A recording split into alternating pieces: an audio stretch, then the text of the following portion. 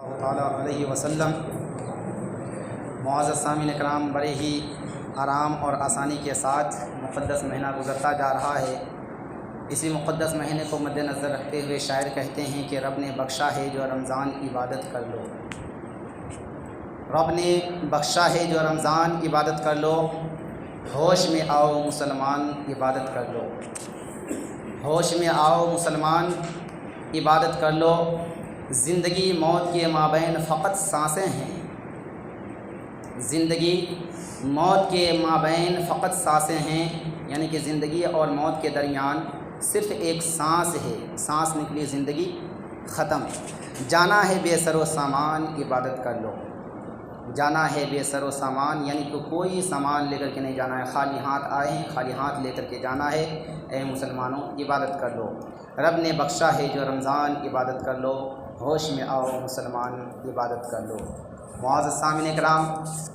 آپ کو ہمیں معلوم ہے کہ ٹائم بہت کم بچتا ہے، صرف 5 منٹ کا ٹائم ہے، لہٰذا میں آپ سے بلا تاخیر یہ گزارش کر رہا تھا، وقیم الصلاۃ وآتوا الزکوٰۃ، رب کعبہ نے جہاں پہ نماز کا حکم دیا، ساتھ میں زکوٰۃ کا حکم دیا ہے۔ آج ہم زکوٰۃ کی اہمیت کو نہیں جانتے، یا جانتے ہیں تو اسے ہم اہمیت نہیں دیتے۔ سب سے پہلی بات خیال رہے کہ زکوٰۃ کن چیزوں کی نہیں دی جا سکتی۔ جیسے آپ کے پاس نوکر ہے، غلام ہے، یا مشین وغیرہ ہے کوئی کاروبار یا کام وغیرہ کرنے کے، موٹر سائیکل وغیرہ ہیں جو آپ کے چلانے کے ہیں، اس کے زکوٰۃ نہیں ہوتے۔ اگر آپ کوئی کاروبار کر رہے ہیں، مثال کے طور پہ 5 لاکھ روپے آپ نے کسی دکان میں لگایا ہے، تو خیال رہے کہ وہ 5 لاکھ روپے کی زکوٰۃ ادا کی جائے گی۔ اسی طرح سے جب آپ زکوٰۃ نکالیں تو بعض آدمی جن کے پاس پیسے زیادہ رہتے ہیں، کم والے بھی آج کے وہی حالات ہیں، سوچتے کیا ہے یار اندازے نکال دو، نہیں، بلکہ ہر چیز کی گنتی رب کعبہ نے عطا فرمائی ہے۔ اگر رب کعبہ گنتی عطا نہیں فرماتا تو اللہ کے حبیب علیہ الصلوۃ والسلام نہیں فرماتے کہ اگر 100 روپے ہے تو 2.5 روپے زکوٰۃ کے لیے نکالا کرو۔ اگر تمہارے پاس 40 بکریاں ہیں، 40 اونٹ ہیں، 40 بکرے ہیں، تو اس میں سے 1 بکریاں 1 اونٹ کو نکالو زکوٰۃ کے لیے۔ حضرات محترم، اسی طرح سے اب عام طور پہ سونے چاندی کے تعلق سے یا پیسوں کے تعلق سے بات آتی ہے کس طرح سے نکالا جائے۔ حضرات محترم، اس کے بارے میں حکم ہوتا ہے کہ اگر 200 درہم چاندی جس کو اپنی زبان میں لیں تو 52.5 تولہ چاندی، یا 20 مثقال سونا جسے اپنی زبان میں اگر کہہ لیں تو 7.5 تولہ سونا، اگر یہ ہیں ان کے اوپر زکوٰۃ فرض ہے۔ اب بعض آدمی کہتے ہیں کہ یار سونے کی قیمت بہت زیادہ ہو جاتی ہے، 7.5 تولہ یعنی کہ لگ بھگ جو ہے 3.5 لاکھ کے لگ بھگ، یا اس سے کچھ زیادہ ہی ہو جاتے ہیں، یا تھوڑا بہت کم و بیش، اور 52.5 تولہ چاندی کی قیمت بہت مشکل سے زیادہ ہوگا تو 30 سے 35 ہزار روپے ہوگا، تو دونوں کا مقابلہ کیسے ہو سکتا ہے؟ حضرات محترم، شریعت میں سونا اور چاندی کی قیمت کو جو ہے متعین نہیں کیا ہے، بلکہ وزن کو متعین کیا ہے۔ اگر آپ کے پاس 7.5 تولہ سونا ہے یا اس سے زیادہ ہے تو پھر اس حیثیت سے آپ صاحب نصاب ہیں۔ آپ پھر اپنے علاقے کے سونار سے معلوم کیجئے کیا ریٹ ہے، بھلے وہ 1 روپے کا ریٹ ہو، آپ صاحب نصاب ہیں، 1 روپے تولہ ہے، تو آپ کے پاس اگر 7.5 روپے ہوتے ہیں تو 7.5 روپے کی ہی زکوٰۃ آپ نکالیں۔ اگر آپ کے پاس 52.5 تولہ چاندی ہے، اگر وہ چاہے 10 پیسے کی ہی قیمت کیوں نہ ہو، چاہے وہ 10 روپے کی ہی کیوں نہ ہو، چاہے 100 روپے ہی تولہ کی قیمت کیوں نہ ہو، اس حساب سے آپ کے اوپر زکوٰۃ نکالنا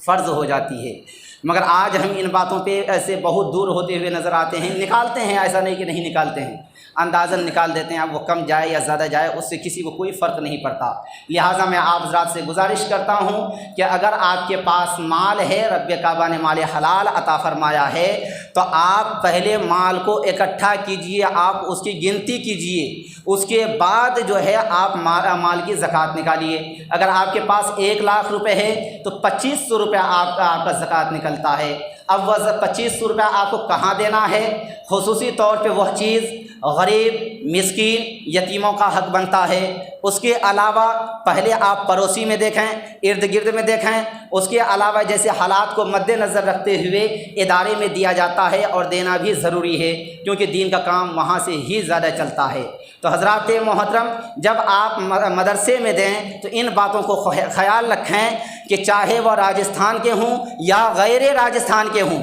میں نے پچھلے سال بھی یہ اعلان کیا تھا تاکہ کسی کو جو ہے اعتراض کا موقع نہ ملے۔ سب سے پہلے اس چیز کی تحقیق کریں، آپ اس چیز کی تصدیق کریں، اور اگر آپ سے نہیں ہو پاتا ہے، آپ نے مسجد میں ایک عالم دین کو رکھا ہے، مدرسے میں عالم دین کو رکھا ہے، آپ ان سے تصدیق کروا سکتے ہیں کہ ان سے تصدیق کروا کر کے لاؤ امام صاحب سے، اس کے بعد جو ہے کوئی بات بنے گی۔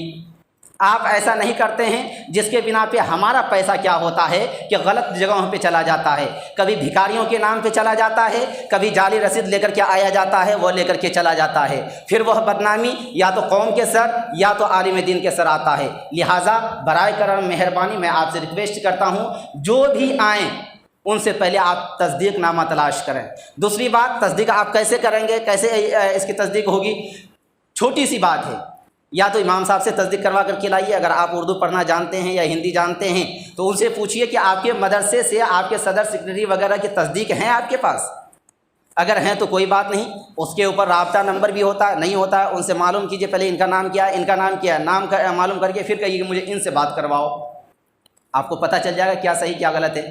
پچھلے سال، یہ لاک ڈاؤن سے پچھلے سال جب میرا پہلا رمضان تھا، یہی خراجیوں کے محلے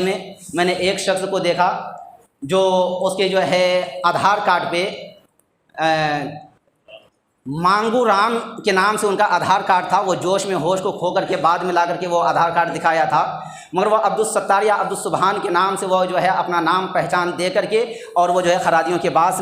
میں وہ چندہ کر رہا تھا۔ اس کے علاوہ یعنی کہ بغیر رسید بک کے، اس کے علاوہ جب ان سے پوچھا گیا تو انہوں نے اپنی زبان سے اقرار کیا کہ ہم کم سے کم 8-10 آدمیوں کے جو ہے گروپ ہیں،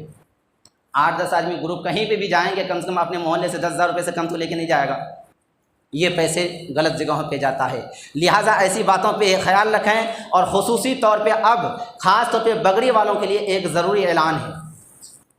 ٹائم ہو چکا ہے، صرف 1 سے آدھا منٹ لوں گا، کہ جیسے آپ عبدالغفار شاہ صاحب کو، سائیں صاحب کو آپ جو نذرانے کی حیثیت سے پیسے دیتے ہیں اس میں آپ زکوٰۃ دیتے ہیں۔ کچھ آدمی ایسے ہیں جو زکوٰۃ دیتے ہیں، خیال رکھیں کہ اگر آپ شاہ صاحب کو زکوٰۃ دے کر کے آپ نذرانے کا نام دیتے ہیں، وہ زکوٰۃ آپ کا ادا نہیں ہوگا، آپ گنہگار ہو جائیں گے، کیونکہ شاہ صاحب صاحب نصاب ہیں،